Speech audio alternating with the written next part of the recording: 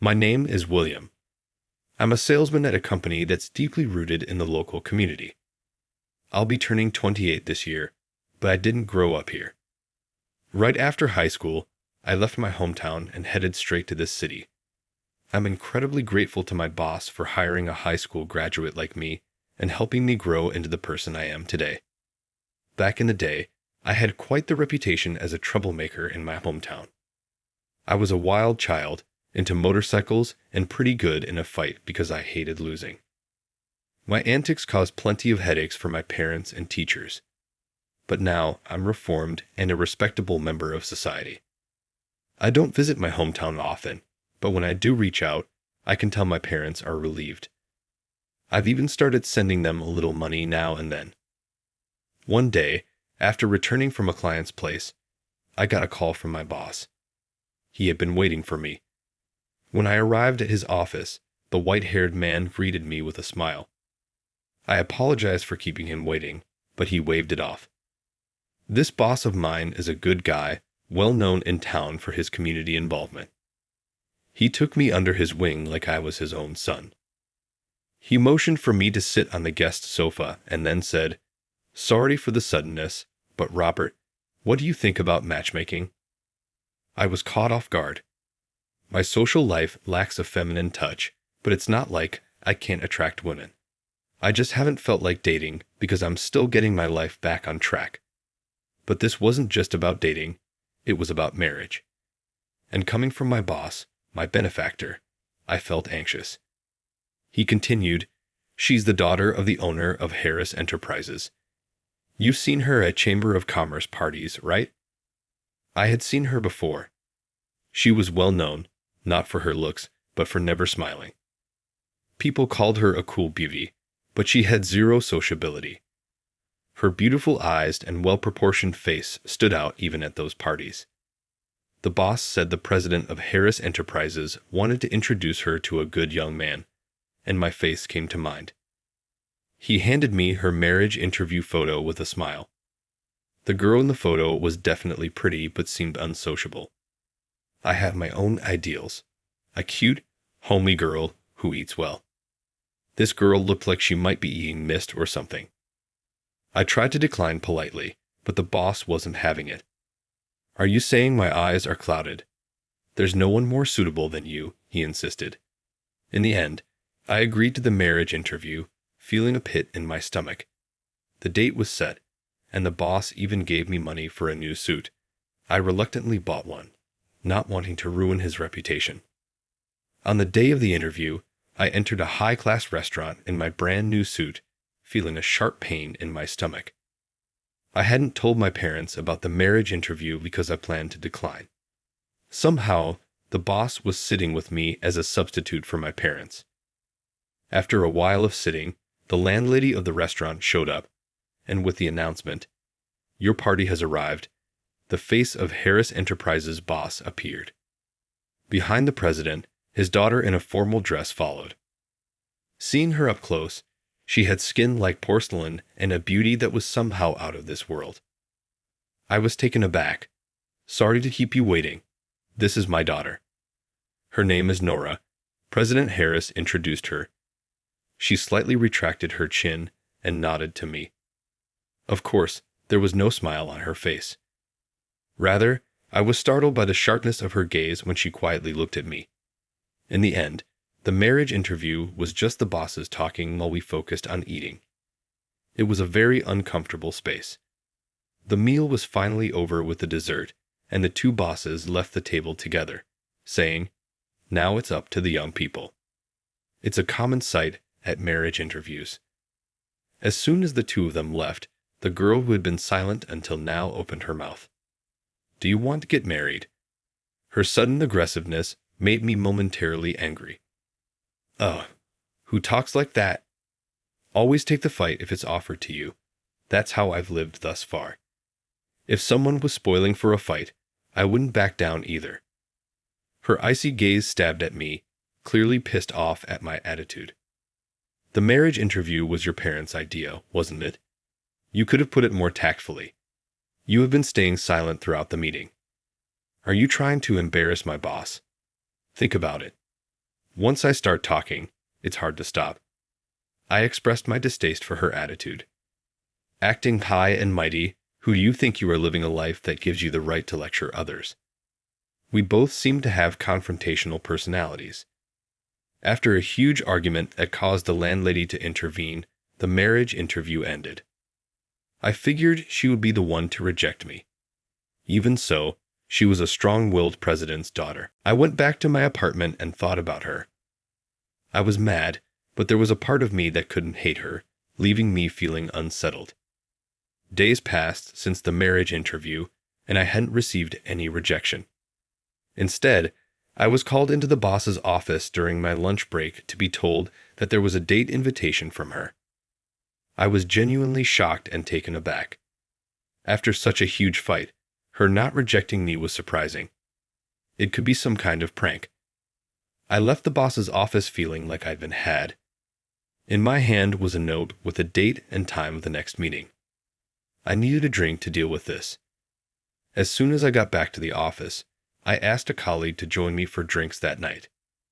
That evening, after getting the news about the date from the boss, I went out drinking with my colleagues at a bar. The story of the marriage interview had apparently become office gossip, and my colleagues seemed genuinely interested. I amusingly shared with them how I had a major fight with the president's daughter at the marriage interview. My colleagues jokingly warned me, "You're going to get fired," and I felt a chill thinking it might not be that far-fetched. To shake off that anxiety, I got seriously drunk, which was something I hadn't done in a long time. A junior female colleague was doing her best to support my drunken self as we staggered towards the subway station. I spotted Nora Harris in the crowd. Our eyes locked instantly.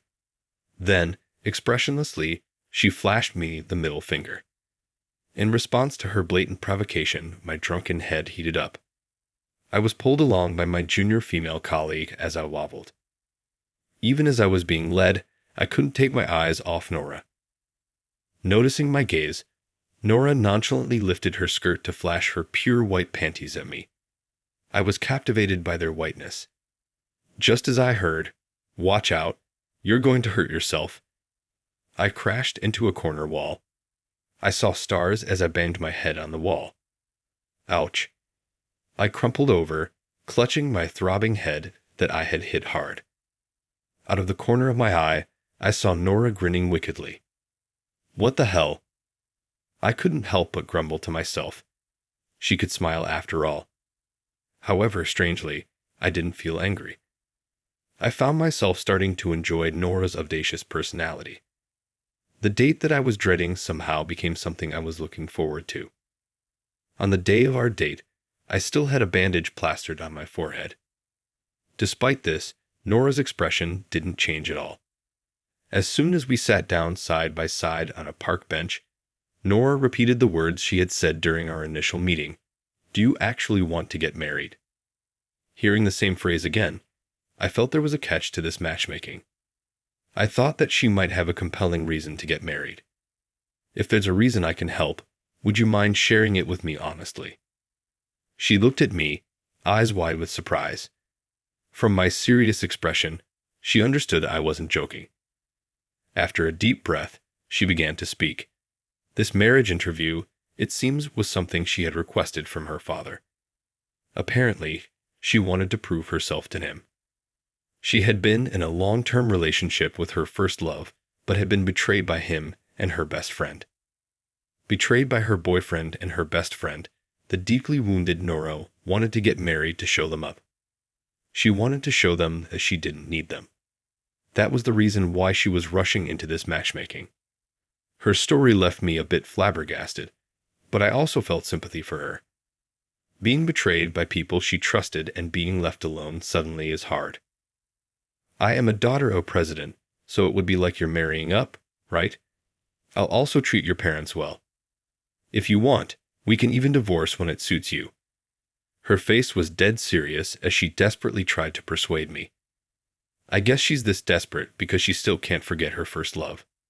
Suddenly, I found myself feeling a strange affection for her. So much for her cool beauty persona. Isn't she just a girl who can't forget her first love? I wouldn't mind going out of my way for her. After hearing her whole story, I found myself thinking like that. All right, I'll do it. Let's get married. At my response, her face lit up. Thank you, she said. A faint smile played on her lips as she held back her tears. The disbalance in her expression was so beautiful that I found myself at a loss for words. It just hit me how sudden moments that capture your heart can be. The talk of marriage moved ahead swiftly. After all, Nora wanted to get married as soon as possible. When I reported my plans to marry to the boss, he was happier than when his own son got married. I want to pay a visit to your parents, she said when I was about to start looking for a wedding venue. Nora said so with a serious face. I hadn't been back to my hometown or my parents' house in a long time. For me, my hometown was a place I had essentially abandoned. Only embarrassing memories remained. I was a little afraid to take her back to such a place. I didn't want to deliberately show her parts of myself that I disliked. But she said it's a necessary step and wouldn't take no for an answer. In a way, she almost forcefully decided on my return home. When we actually got there, I was surprised to find everything looking so familiar. The family home I so disliked returning to now felt incredibly nostalgic. Seeing my parents again after a long time, they had aged more than I imagined and looked noticeably smaller. My mom teared up at the sight of me, and when I introduced Nora as my future wife, she sobbed. She was overwhelmed with joy. My silent dad also seemed happy about my return, albeit in his own quiet way. After the greeting with my parents, I took her to something she had insisted on seeing during our visit. I led her behind the family's barn. There, her eyes lit up, and she exclaimed, "This is amazing." My motorcycle was just left out there next to the barn. Surprisingly, she loves motorcycles and has a license for large ones. She'd heard about me riding a motorcycle in my student days and had asked to see it. It's not a big one, but it's a bike I cherish. She stared at it for a while and then said, "Thank you." After that, I decided to show Nora around the neighborhood. "So this is where you grew up," she said, looking down on the river from the embankment with deep emotion. Compared to the city where she grew up, this must have seemed like a peaceful countryside. Everything might be new to her. After deciding to get married and meeting a few times, Nora's expression gradually softened. She would even flash a small smile at me. If we build a home together, will she smile more? As I thought about creating a warm home, I felt a bit foolish. She's marrying me not because she loves me, I remembered. But I guess it's okay, because I'm in love with her. "Hey, is that you, Robert?" A hoarse voice called out to me, probably from too much drink. Turning around, I saw an old friend from my rebellious days, Steve, looking at me with a surprised expression. On either side of Steve Young, punks still in their prime were standing by. It seems Steve couldn't manage to reform himself after all. "Yes, but who are you again?" I replied. The heat in the room instantly surged. I figured he was a mate from my reckless past, but his features had changed so much I couldn't recognize him. The signs of a rough life were etched onto his face. "You think you can just waltz back here after all this time, acting high and mighty like the old days?" He glared and threatened me, but I wasn't scared in the slightest. My only worry was whether my girlfriend, who was with me, would be in any harm. As we locked eyes, Nora peeked her head out between us. "So it's true, you were a badass," she said, starting to laugh, clutching her stomach. Seeing her laugh so freely, both Steve and I were taken aback, losing momentum. "Who's this you're with?" "She's the woman I'm going to marry." "I see." Just like that, a peaceful expression fell over Steve's face as he looked at Nora. "It seems like your life has been moving on just fine." Hearing that, I remembered clearly who this guy was. The moment I realized, I froze on the spot. He was my ex-girlfriend's brother. I wanted to say something, but the words stuck in my throat, and I couldn't get anything out. While I was frozen in place, he gave Nora a gentle pat on the shoulder and smiled. Be happy with Robert. I had a sister too. She's not in this world anymore, but do it for her sake as well." Leaving those words behind, he started to walk towards his car parked under the Livy. The way he slouched slightly as he walked looked like a testament to the past he was carrying. As I stood there in a daze, Nora took my arm and smiled. "Should we go visit your ex-girlfriend and your buddy?" At her words, I shuddered. I wondered how she knew. My mind spinning, I left my hometown because of a motorcycle accident. I loved motorcycles since my rebellious days, and in my youthful folly, I thought reckless riding was cool. Back then, my girlfriend was a year younger, and she often rode behind me on my motorcycle. The night of the accident, I was at the police station because of a fight I got into during the day, along with my parents and my school teacher. When she heard I was taken to the station, she panicked. She was riding on the back of my boy's bike to come pick me up from the station when the accident happened. It wasn't because they were riding recklessly. The driver of the compact car that hit their motorcycle was an unlicensed high schooler. He was a kid just like us, up to no good, and apparently he fled the scene without even calling an ambulance. When I was finally released from the police station, I remember being punched out of the blue by her brother at the entrance. When I finally saw her and my buddy in the cold morgue, I couldn't even cry. I was left in a state of utter disbelief, emotionless, unable to do anything but gaze at the two of them.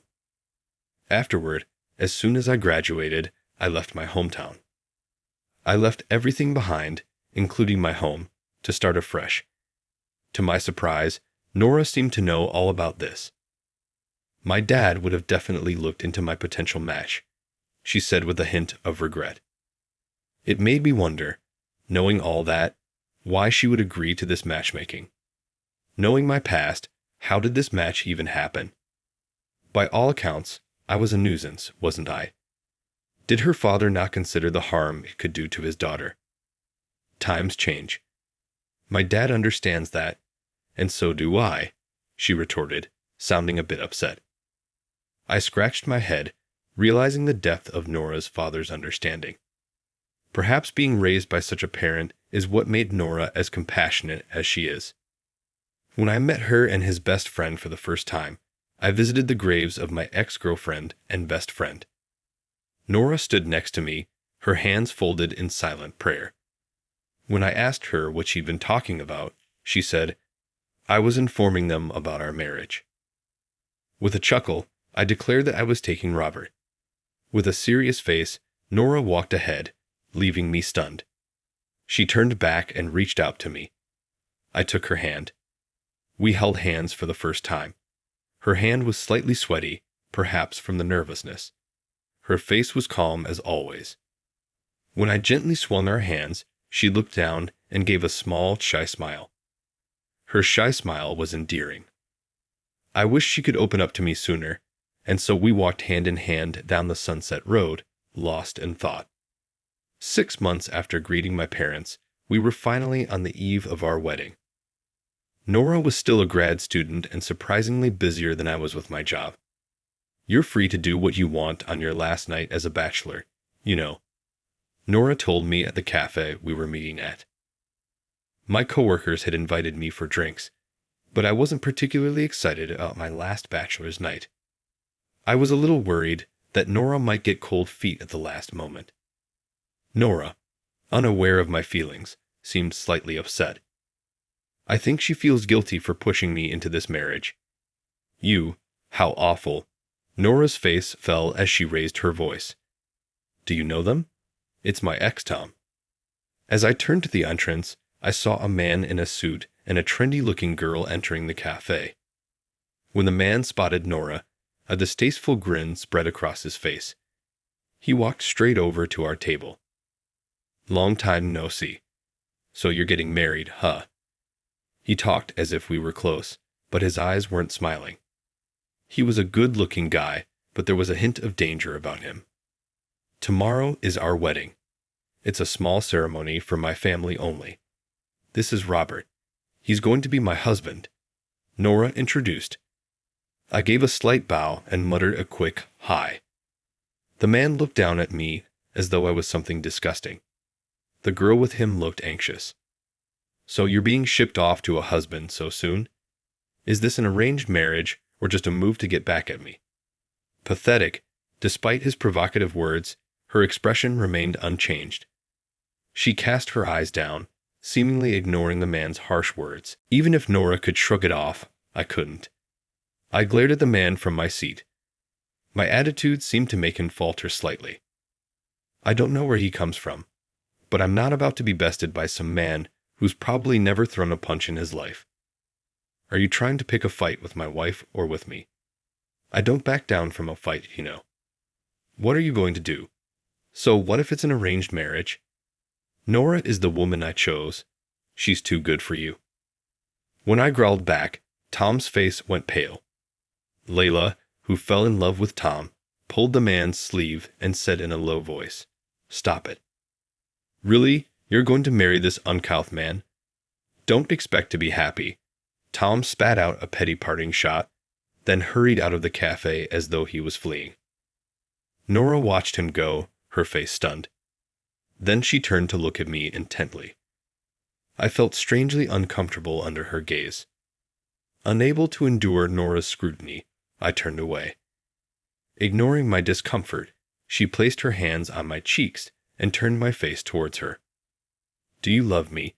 She looked deeply into my eyes and quietly asked the question.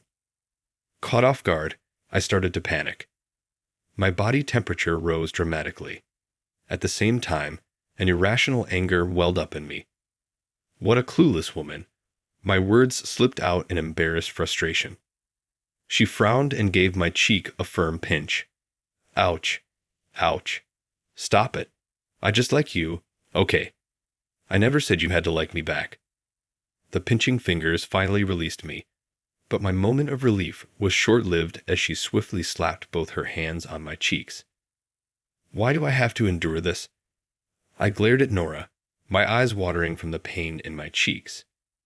How clueless can you be, you thick-headed man? Surprised by her sudden confession, I pinched my own cheek. I wanted to make sure I wasn't dreaming. My cheek did hurt, and she was standing in front of me looking angry. She seemed to be on the verge of tears. Making the bride cry the day before the wedding was unforgivable. I'm sorry. I apologize. I realized that I was the clueless one. She had been giving me signals all this time, and I had missed them. Nora stood there, her face pouting. Tomorrow, she would be standing next to me in a pure white wedding dress. I was glad I could confirm her feelings the day before our wedding. We might have our fair share of arguments, but we'd be a happy couple indeed. Nora and I were a perfect match.